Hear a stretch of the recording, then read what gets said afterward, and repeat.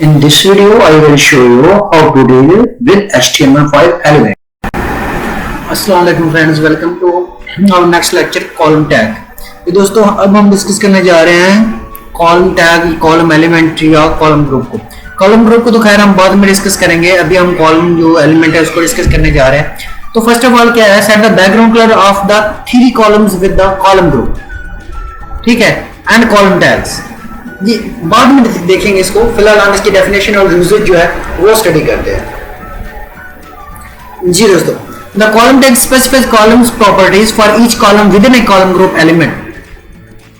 जी दोस्तों, column group जो है उसके अंदर स्पेसिफाइज होता है column properties for each column with in a column group element. जी दोस्तों, कॉलम जो है कॉलम ग्रुप के अंदर हर एक कॉलम की जो प्रॉपर्टीज है उसको डिफाइन करता है। The column tag is used for applying style to entire columns instead of repeating the style for each cell for each row। जी दोस्तों, कॉलम टैग जो है ये बहुत ज्यादा यूजफुल है अप्लाई करने के लिए स्टाइल जो है कॉलम के ऊपर, बजाय इसके कि हम रिपीट करते फिरे हर एक सेल को, हर एक रो को।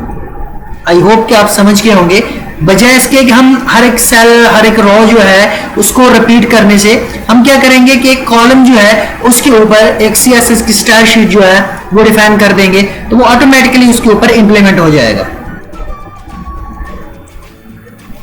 जी दोस्तों, आगे क्या, वर्टिकल अलाइन टैग्स इन टेबल कॉलम। टेबल कॉलम में वर्टिकल टैग्स को अलाइन करना है, तो इसके लिए हम जो डॉट ड्रीमवीवर CS6 का लेसन नंबर जो है वो 3 चेक करेंगे। Specify width of table column with CSS। Let's go to Adobe Dreamweaver CS6। इसमें लेसन नंबर 4 जो है हम डिफाइन करेंगे। जी दोस्तों, तो प्रेजेंटेशन देखने के बाद हम आ गए अपने Adobe Dreamweaver CS6 में। तो यहाँ पे क्या किया, यहाँ पे हमने set the background colour of 3 column with the group and column tags. इस तरह के फर्स्ट प्रेजेंटेशन में हमने किया था, मैंने बोला था कि हम डिफिनेशन एंड यूसेज की तरफ जाते हैं। तो यहाँ पे क्या किया, टेबल बॉर्डर जो है 5 pixel में दे दिया, कॉलम ग्रुप जो है वो दिया, कॉलम स्पैन 2 कॉलम जो है उनको स्पैन कर दिया, उनका बैकग्राउंड कलर रेड कर दिया, कॉलम स्टाइल जो है बैकग्राउंड कलर येलो कर दिया और कॉलम ग्रुप को क्लोज कर दिया। जी दोस्तों, ये सभी कॉलम्स के ऊपर ये अप्लाई हो जाएगा। उसके बाद टेबल रो है दोस्तों, ISBN टेबल हेडिंग है, टाइटल है, प्राइस है, ये सभी तीनों टेबल हेडिंग्स है हमारी। उसके बाद टेबल रो को क्लोज किया, फिर टेबल रो स्टार्ट की। टेबल डाटा जो है उसमें मुख्तलिफ जो है हमारे फर्स्ट HTML $53 वगैरह वगैरह कुछ भी सेंड किया। टेबल डाटा जो है ये इन तीनों के नीचे शो होगा 1 by 1। उसके बाद टेबल रो को क्लोज किया, फिर टेबल को क्लोज कर दिया। दोस्तों, ये था हमारा set the background colour of 3 columns with A column group. तो ये चीज तो हमने यहीं पे डिफाइन कर ली दोस्तों, ये यहीं पे ये जो चीज थी हमने कॉलम ग्रुप के अंदर ही इसको डिफाइन कर लिया।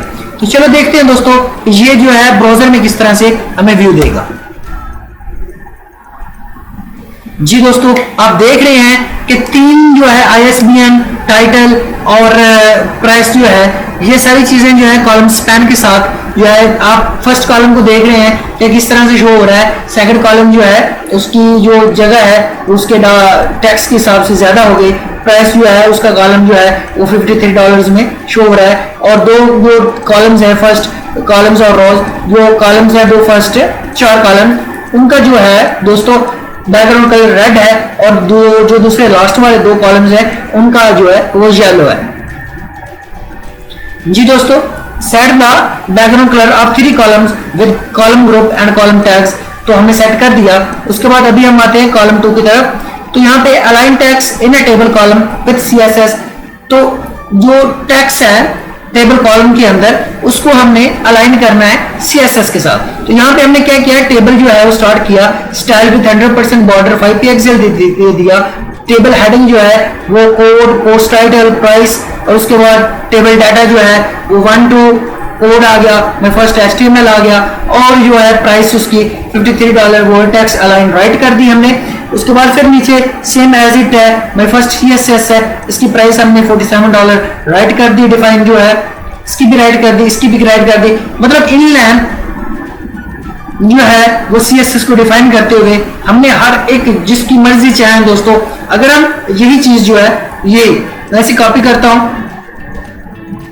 आप देख रहे हैं, Ctrl+C देता हूं, स्पेस देता हूं, Ctrl+V कर देता हूं और इसको हम कर देते हैं दोस्तों लेफ्ट।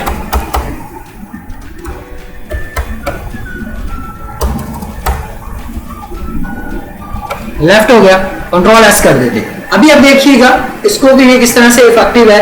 तो align tags in table column with CSS. तो चलो देखते हैं दोस्तों कि ये किस तरह से हमें जो है वो व्यू देता है।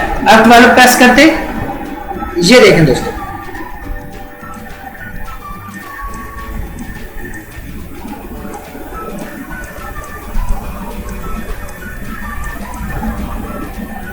जी दोस्तों, आई होप कि आप समझ गए होंगे कि किस तरह से हमने हर एक चीज को जो है वो डिफाइन किया और सेट किया। टेक्स्ट अलाइन लेफ्ट है, टेक्स्ट अलाइन राइट है, माई फर्स्ट की और 47 की।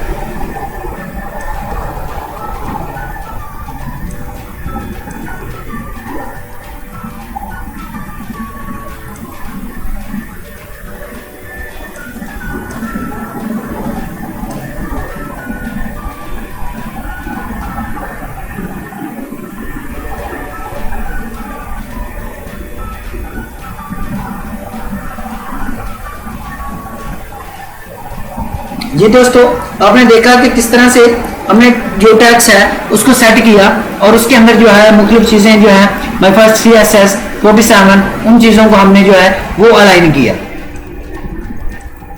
टैक्स अलाइन राइट है, ये टैक्स अलाइन लेफ्ट है, ये आप देख रहे हैं, ये टैक्स अलाइन राइट है। तो ये पहले से ऑलरेडी लेफ्ट था। अगर हम इसे भी राइट करते हैं, ये हमने इसे भी राइट कर दिया, कंट्रोल एस देते हैं। अब हम इसका व्यू लेते हैं, ये देख, ये माई फर्स्ट CSS इसने अलाइन करके उसे भी राइट साइड पे कर दिया। तो हमने इसे कहां पे करना था? हमने इसे करना था दोस्तों लेफ्ट साइड पे।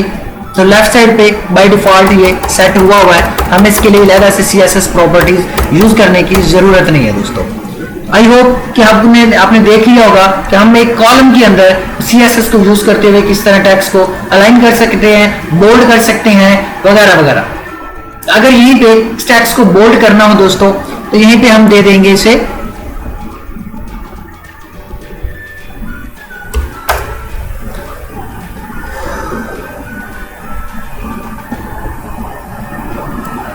हाइट दे देंगे इसके दोस्तों 5 पिक्सल, कंट्रोल एस और दोबारा से इसे रिफ्रेश करते हैं।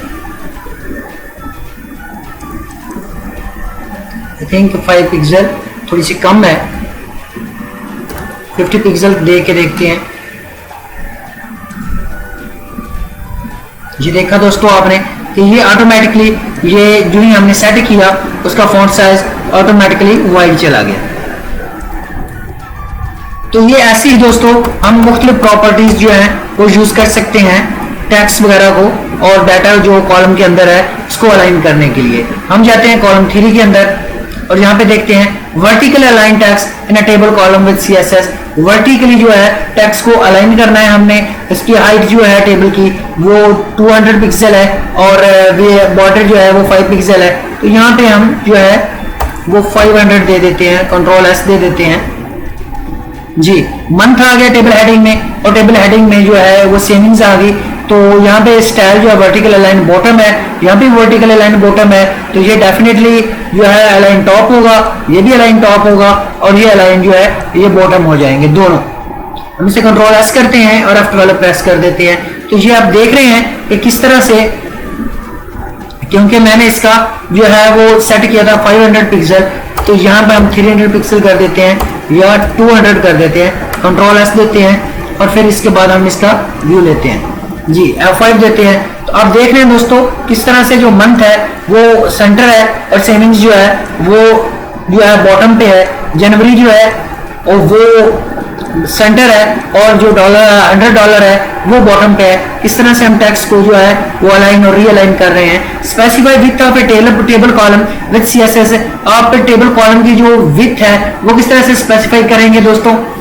आपने टेबल जो है बॉर्डर स्टार्ट किया, टेबल स्टार्ट किया, उसमें बॉर्डर 5 पिक्सल का दे दिया। टेबल रो टेबल हेडिंग जो है विथ उसकी उसमें स्टाइल यूज करते हुए इनलाइन स्टाइल शीट जो इंटरनल स्टाइल जो है CSS यूज करते हुए हमने विथ 130 पिक्सल दे दी मंथ की और स्टाइल जो विथ 80 पिक्सल दे दी सेविंग्स की।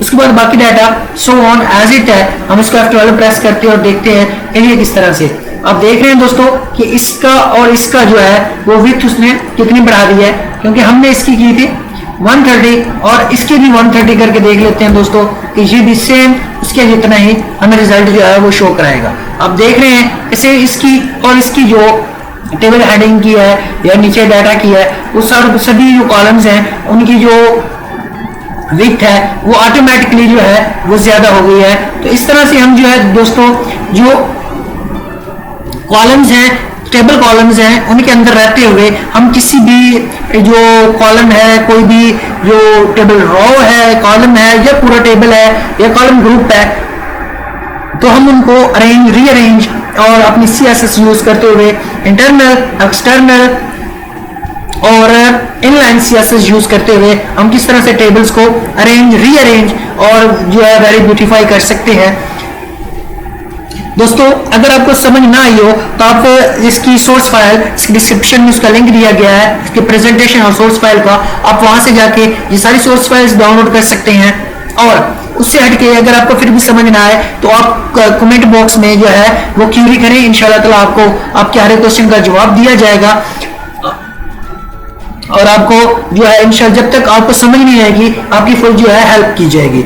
मेरे चैनल पे नए आने वाले भाई प्लीज चैनल को सब्सक्राइब करें और जिन दोस्तों को ये वीडियो अच्छी लगे तो प्लीज अपने दोस्तों के साथ जरूर शेयर करें ताकि वो भी HTML5 जो है उसको सीख सके।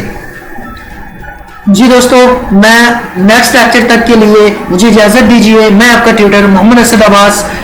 अल्लाह ने के बाद।